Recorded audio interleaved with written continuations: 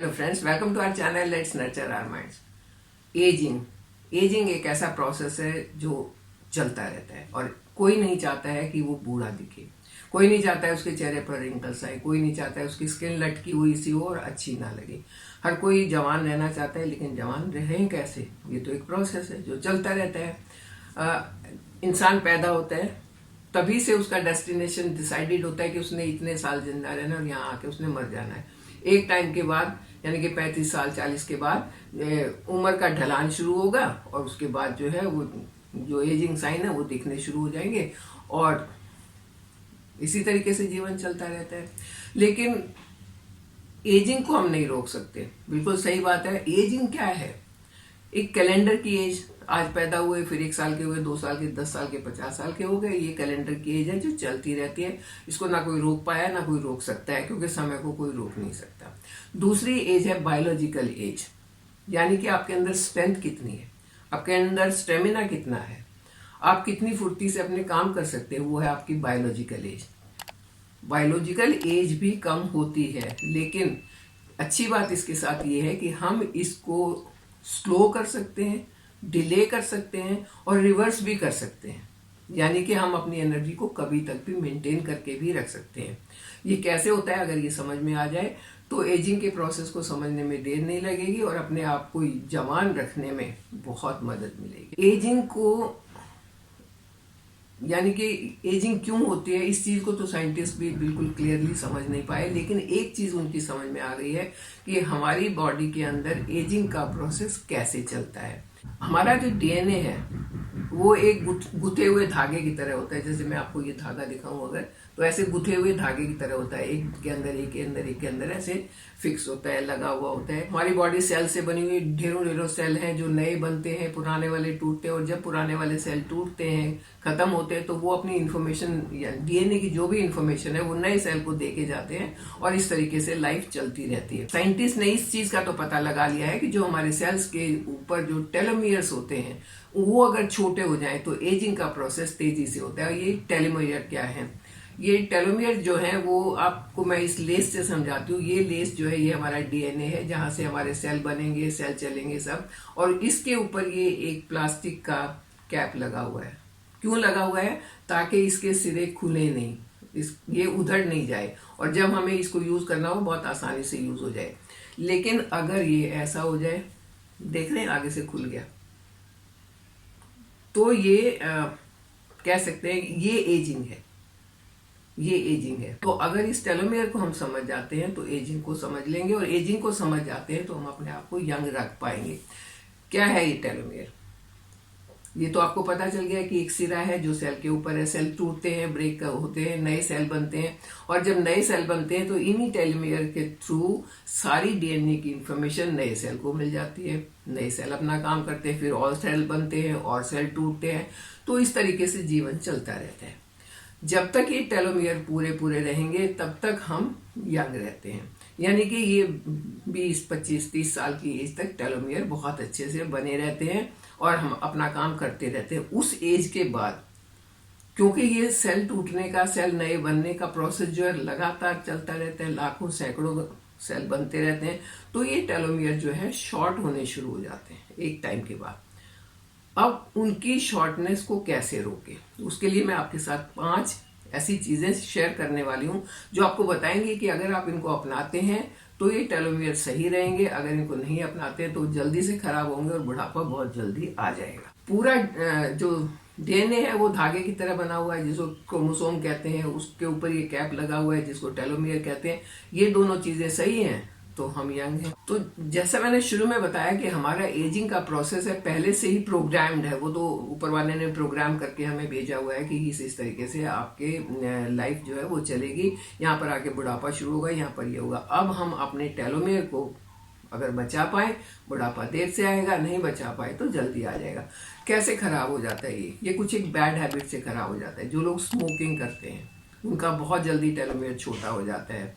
उनका ही नहीं, उनके आसपास उनके जो परिवार में लोग हैं जो उनके पास बैठते हैं उनका भी छोटा हो जाता है। मतलब लाइफ स्पैन छोटा हो जाता है। जो सिगरेट पीते हैं, जो शराब पीते हैं उनका छोटा हो जाता है, जो ज्यादा प्रोसेस खाते हैं उनका छोटा हो जाता है, या कोई बहुत लंबी बीमारी है तो उनका छोटा हो जाता है।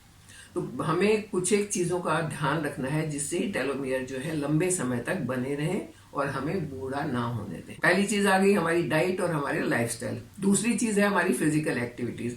जो लोग निठल्ले बैठे रहते हैं, जो लोग काम नहीं करते हैं, जो अपनी बॉडी को हिलाना ही नहीं चाहते हैं, बस खाया पिया और सोफे पे लेट गए, खाया पिया सोफे पे लेट गए, तो उनका एजिंग प्रोसेस भी बहुत जल्दी शुरू हो जाता है। उनके टेलोमियर्स भी बहुत जल्दी छोटे हो जाते हैं, उनकी एनर्जी बहुत जल्दी लूज हो जाती है। जितनी जल्दी एनर्जी लूज होगी उतनी जल्दी बायोलॉजिकल एज बढ़ जाएगी। अगर स्ट्रेस है, स्ट्रेस का तो सीधा सीधा संबंध हमारी सेहत से, स्ट्रेस का सीधा सीधा संबंध है हमारी बायोलॉजिकल एज से। स्ट्रेस जो है वो टेलोमियर्स को एकदम से घिस देता है, बिल्कुल घटा देता है और एजिंग के प्रोसेस को बहुत तेज कर देता है। तो स्ट्रेस को भी अपने पास नहीं फटकने देना चाहिए और आयुर्वेद में बहुत से तरीके हैं जिससे आप स्ट्रेस से बच सकते हैं, उसकी भी बात करेंगे अभी। फिर आपकी स्लीपिंग हैबिट्स, आपकी नींद कैसी है।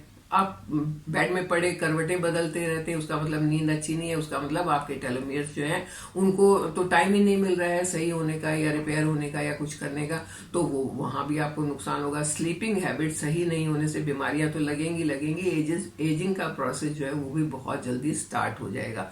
और उसके बाद 5वें नंबर पर आता है आपका एनवायरनमेंट कैसा है। कुछ एक ऐसे एनवायरनमेंट होते हैं जहां पर आपकी स्किन के ऊपर, आपकी बॉडी के ऊपर बहुत नेगेटिव इफेक्ट आते हैं और वो आपको बहुत जल्दी एजिंग स्टार्ट हो जाती है। कुछ ऐसे एटमॉस्फेयर होते हैं जहाँ पॉल्यूशन नहीं है।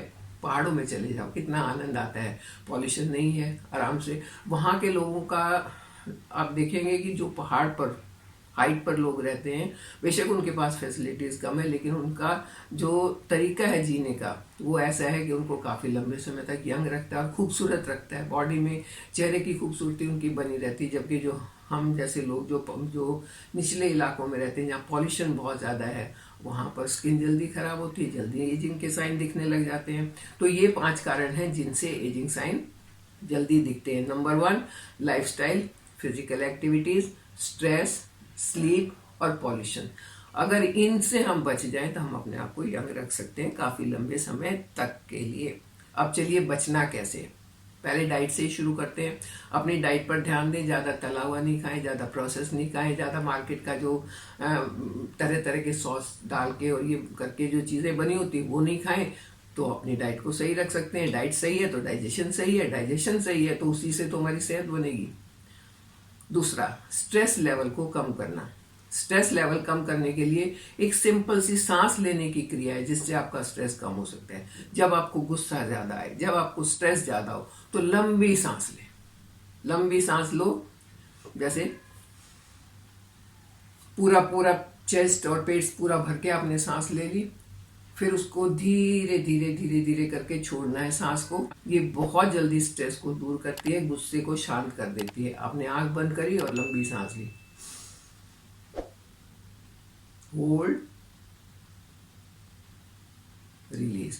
बस इतना ही करना है। अगर आप दिन में 2 बार ये 5-5 राउंड भी कर 5-5 ब्रीदिंग के राउंड भी कर लेते हैं तो आप देखेंगे बहुत जल्दी आपके ऊपर बहुत अच्छा असर पड़ने वाला है इसका। फिर है स्लो ब्रीदिंग। अब देखते हैं ना, जब घबराहट होती है, कुछ होता है, दिल तेज तेज धड़कता है, ब्रीदिंग जो है फास्ट हो जाती है। जो फास्ट ब्रीदिंग है वो भी सही नहीं होती, तो आपको स्लो ब्रीदिंग करनी पड़ती है, करनी चाहिए। स्लो ब्रीदिंग की भी प्रैक्टिस होती है। आपने सांस लिया 5 काउंट तक, 6 काउंट तक या 8 काउंट तक उसको होल्ड करके रखा और फिर 5 काउंट में उसको रिलीज किया। ये भी प्रैक्टिस अगर आप करते हैं, स्लो ब्रीदिंग की प्रैक्टिस, तो उससे भी बहुत फायदा होगा। नाड़ी शोधन बहुत अच्छी क्रिया है। नाड़ी शोधन में ज्यादा कुछ नहीं करता। हमारी नाड़ी है चंद्र नाड़ी, सूर्य नाड़ी और सुषुम्ना नाड़ी। इन नाड़ियों का शोधन मतलब एक नाक बंद करी, उसी नाक से लंबी सांस ली और फिर दूसरी नाक से छोड़ी, धीरे धीरे छोड़नी है। फिर इस नाक से लंबी सांस ली, फिर दूसरी नाक से छोड़ी। बस नाड़ी शोधन में ज्यादा काम करना नहीं, बस सांस लेने की टेक्निक है। ये 2-3 टेक्निक है जो बहुत फायदा करती हैं।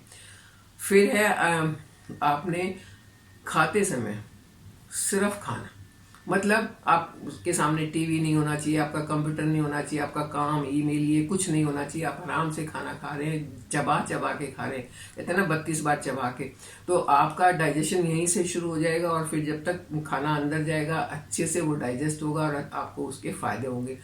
जब आप ऐसा करेंगे तो आपका ऑटोफैगी की क्रिया जो है वो अपने आप शुरू हो जाएगी। ऑटोफैगी वो होती है कि आपकी बॉडी खुद ही डेड सेल को खा के खत्म करती है, नए सेल बनाती है। अदरवाइज वो जो डेड सेल है वो पड़े रहते हैं, टॉक्सिन का कारण बनते हैं, और वो टॉक्सिन जो है बुढ़ापे का कारण बनता है, बीमारियों का कारण बनता है। तो आपको अगर अपनी ऑटोफेगी स्टार्ट करनी है तो डाइट की तरफ ध्यान देना होगा। डाइट में आपने एक तो खाने का टाइम फिक्स करना है, एक खाना खाते समय सिर्फ खाना खाना है, चबा चबा के बड़ा आनंद लेंगे। नेक्स्ट है कि अपने ब्रेन को आप किसी भी उम्र में 50 साल, 60 साल, 70, 80, 90, 100 जिस भी उम्र में अपने ब्रेन को काम दे के रखो, उसको निठल्ला मत बैठने दो। चाहे आप पजल सॉल्व कर रहे हो, चाहे आप स्टोरी बुक पढ़ रहे हो, चाहे आप म्यूजिक सुन रहे हो, आपके दिमाग को काम मिलते रहना चाहिए, नया नया काम मिलते रहना चाहिए। जब उसको नया नया काम मिलेगा तो वहां से रिलीज होने वाले हार्मोन्स बहुत अच्छे से काम करेंगे, वहां से रिलीज होने वाले जो जो आपके न्यूरो ट्रांसमीटर्स हैं बहुत अच्छे से काम करेंगे और आपको यंग रखेंगे।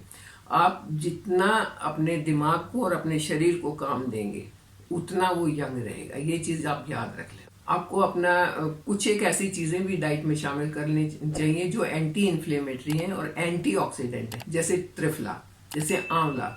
ये चीजें आपकी बॉडी से टॉक्सिन्स को निकालने में मदद करती हैं। ये आपको टॉक्सिन फ्री रखेंगी तो आपकी हेल्थ वैसे भी अच्छी रहेगी। रिंकल्स को अगर खत्म करना है तो फेस योगा करना जरूरी है। फेस योगा में आप मुंह में पानी भर के और सुबह शाम ठंडे पानी के छींटे लगाएं मुंह पे। वो जो ठंडा पानी आपके चेहरे पे लगेगा वो उन पोर्स को टाइट रखेगा, स्किन को लटकने नहीं देगा, झुकने नहीं देगा। फिर आप कुछ एक ऐसे एक्सरसाइजेज हैं, वो उसका मैं अलग से एक वीडियो बनाऊंगी, वहां से आप देख के फेस योगा भी कर सकते हैं, जिससे ये लाइनें आपकी नहीं आएंगी, ये नहीं आएंगी, आंखें जो है वो सही रहेंगी। लिप्स के पास जो लाइनें आती है, अलग अलग मसाज हैं जिससे आप अपने आप को खूबसूरत यंग रख सकते हैं। अब दोनों चीजें हो गई है, खाना सही करके, एक्टिविटी सही करके आपने अपने आप को फिजिकली फिट कर दिया है, फिजिकली यंग कर दिया। फेस के ऊपर आप काम करके आप अपने चेहरे से रिंकल्स को हटा देंगे तो और क्या चाहिए जवानी में। जवानी इसी को तो कहते हैं, साल कोई माने नहीं रखते। आप हर उम्र तक जवान बने रहिए, मेरे साथ बने रहिए, चैनल को सब्सक्राइब कीजिए। Thank you. वीडियो अच्छा लगे तो कमेंट करके जरूर बताएं, बुरा लगे तो भी कमेंट करके बताएं कि हमें नहीं अच्छा लगा, कुछ और बनाओ। आपके हिसाब से मैं काम करूंगी। Thank you.